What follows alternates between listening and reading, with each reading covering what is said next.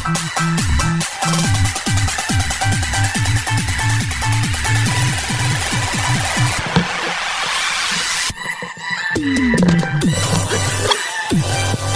है? Chapter 10 circle exercise 10.2 question number 1। ये theorem है कि recall that two circles are congruent if they have the same radii. इनका radii क्या है? सेम। अगर देखो रेडियस सेम होगा ना तो वो सर्कल क्या हो जाते हैं? कॉन्ग्रुएंट। अगर रेडियस सेम है तो सर्कल क्या है? कॉन्ग्रुएंट है। ठीक है, समझ आ गया? अगर सेम रेडियस है सर्कल कॉन्ग्रुएंट, या बोल दे अगर सर्कल कॉन्ग्रुएंट है तो रेडियस क्या हो जाता है? सेम। तो बोल रहा है कि दो सर्कल हैं कॉन्ग्रुएंट, यहाँ पे एक टर्म लिखा गया है कॉन्ग्रुएंट है, यानी कि इनका रेडियाई क्या हो जाएगा? सेम। अगर सेम हो गया तो इसमें ये प्रूफ करना है कि जो इक्वल कॉर्ड्स हैं, और दो सर्कल मैंने ले लिया, दोनों के जो इक्वल कॉर्ड्स हैं, दोनों सर्कल सेम विड्थ का नजर नहीं आ रहा, यही ना? अच्छा चलो मान लो दोनों circle as it is same to same दिख रहा है, रेडियस सेम है।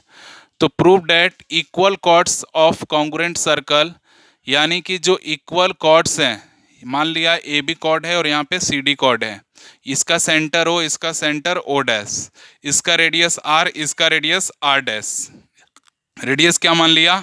R dash. अब हम एक काम करते हैं, जब पढ़ा है कि कॉन्ग्रुएंट है तो दोनों का सेंटर ओ ही ले लेते हैं, या ओ डैश ही रहने दो, कोई बड़ी बात नहीं है। इसका आर डैश और इसका आर डैश रेडियस ले लिया, इसका आर ले लिया, क्योंकि अलग अलग है, लेकिन रेडियस क्या है? सेम। सेंटर अलग अलग होगा, रेडियस क्या है? सेम। सेम क्यों है? क्योंकि कॉन्ग्रुएंट है। तो प्रूफ करना है कि जो कोड एंगल्स बनाएंगे सेंटर पे वो इक्वल हो गए। अभी हमने प्रूफ किया था एक सिंगल सर्कल में, बट यहाँ पे डबल सर्कल दे दिए, दो अलग अलग। तो प्रूफ करना है कि जो बीच का एंगल बन रहा है ये सेम होगा। ठीक है, फिर से वही क्राइटेरिया, दोनों ट्रायंगल में ये साइड इसके इक्वल दिखाएंगे क्योंकि रेडियस सेम है, यहाँ लिखा हुआ है। ये रेडियस इसके इक्वल हो गया, और ये साइड ए बी जो कॉर्ड है वो सी डी के इक्वल हो गया।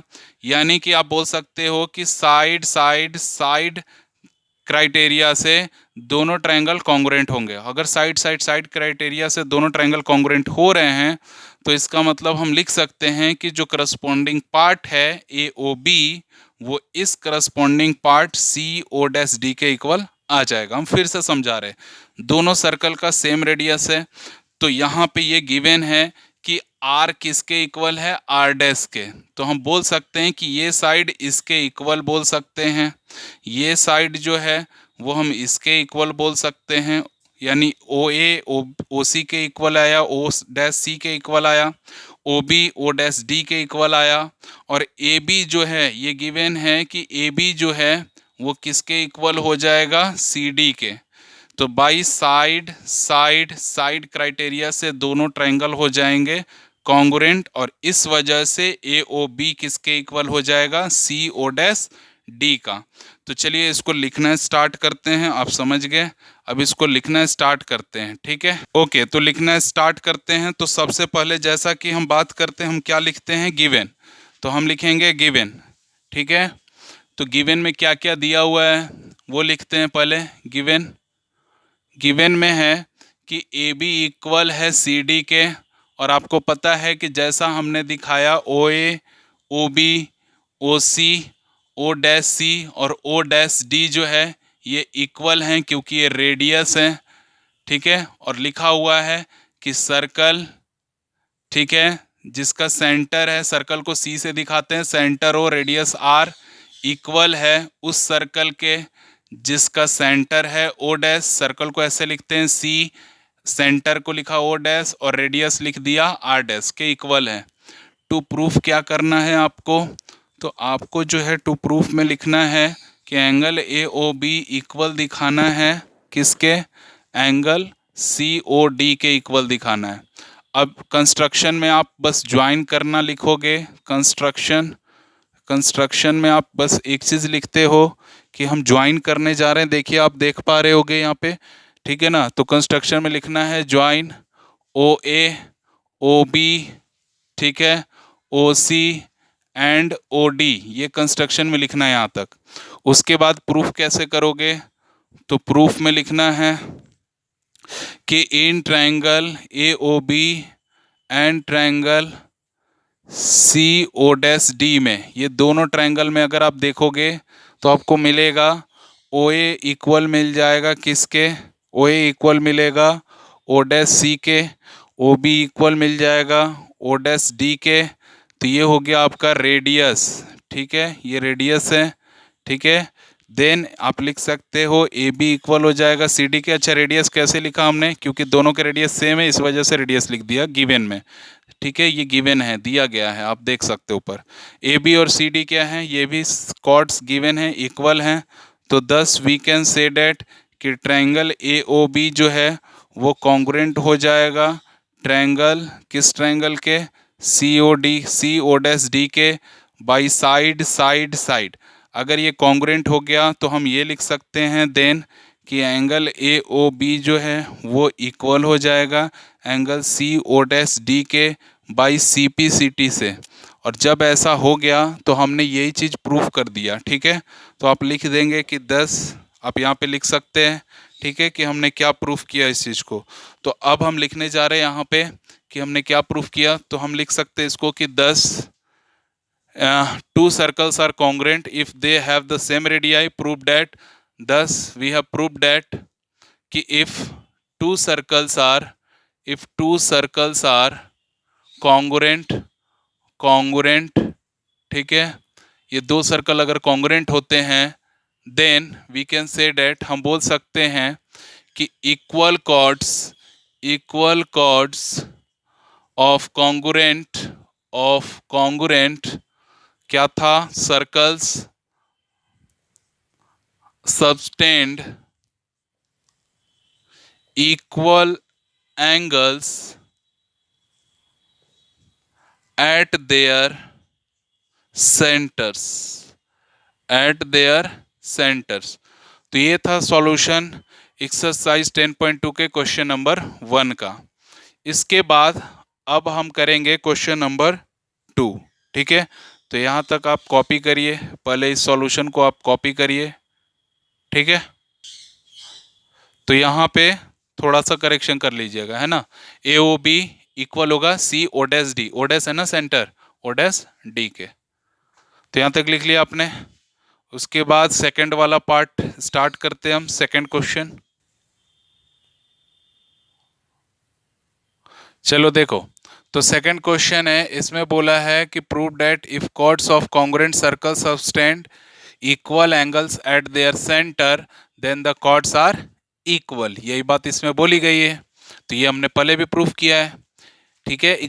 जो थ्योरम हम प्रूफ कर रहे थे, ठीक है, 10 पॉइंट कौन सा थ्योरम था ये, 10.2 अगर आप थ्योरम नंबर 10.2 देखेंगे तो उसमें यही चीज़ तो प्रूफ किया है कि if chords of congruent circle, बस ये फर्क कितना है कि इसमें दो सर्कल हैं और दोनों कॉन्ग्रुएंट हैं, ठीक है, तो कोई बात नहीं, और वो सेम सर्कल था।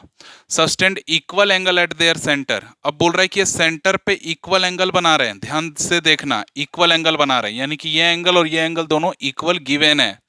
तो पूछ रहा है कि इसके जो कॉर्ड्स हैं, प्रूफ करना है कि इसके जो कॉर्ड्स हैं उनको इक्वल प्रूफ करना है। बात समझ आई। दो कॉन्ग्रुएंट सर्कल हैं, यानी दोनों सर्कल का रेडियस सेम है, तो जैसा उसमें रेडियस आर माना था, इसको आर डैश ले लो। और आपको पता है कि आर किसके इक्वल है, आर डैश के। आर किसके इक्वल है, आर डैश के। तो यहाँ पे आप लिखेंगे here R is equals to R dash, ठीक है।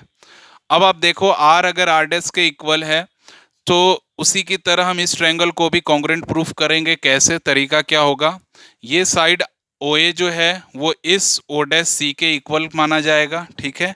ओ ए जो है वो ओ डैश सी के इक्वल हो जाएगा, ठीक है। उसके बाद आप लिख सकते हो कि ओ बी किसके इक्वल हो गया, ओ डैश डी के। और ये एंगल जो है ए ओ बी वो इक्वल हो गया सी ओ डैश डी के। तो यानी साइड एंगल साइड से दोनों ट्रायंगल हो गए कॉन्ग्रुएंट। और अगर साइड एंगल साइड से दोनों ट्रायंगल हो गए कॉन्ग्रुएंट तो हम सीधा सा बोल सकते हैं कि ए बी और सी डी सर सी पी सी टी से क्या हो जाएंगे, इक्वल। यहाँ तक बात समझ में आई। हाँ, तो चलो करते हैं, देखो कैसे लिखेंगे, ठीक है।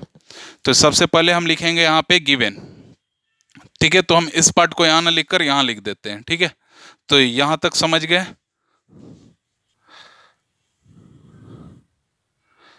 चलिए, तो लिखेंगे सबसे पहले गिवन। गिवन में क्या दिया हुआ है डेटा उसको लिखते हैं। तो गिवन में जो मेरा डेटा है वो लिखा हुआ है, angle A O B equal है C O dash D angle के।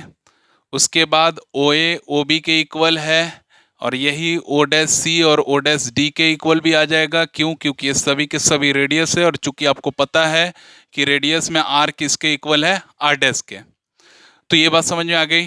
टू प्रूफ में हमें क्या लिखना है, टू प्रूफ में क्या लिखेंगे हम, कैसे प्रूफ करेंगे इसको? तो टू प्रूफ में मुझे लिखना है कि ए बी जो है वो इक्वल आ जाएगा किसके, सी डी के। ये टू प्रूफ में करना है। तो हम लिखेंगे कंस्ट्रक्शन, कंस्ट्रक्शन, कंस्ट्रक्शन में वही ज्वाइन करते हैं, join O A, O B, O C and O D, सबको ज्वाइन कर दो। फिर आप प्रूफ में लिखोगे in triangle A O B and triangle, कौन सा ट्रायंगल है, सी ओ डैश डी। अब आप देखो यहाँ पे ओ ए, यहाँ पे ओ ए किसके इक्वल है, ओ डैश सी के।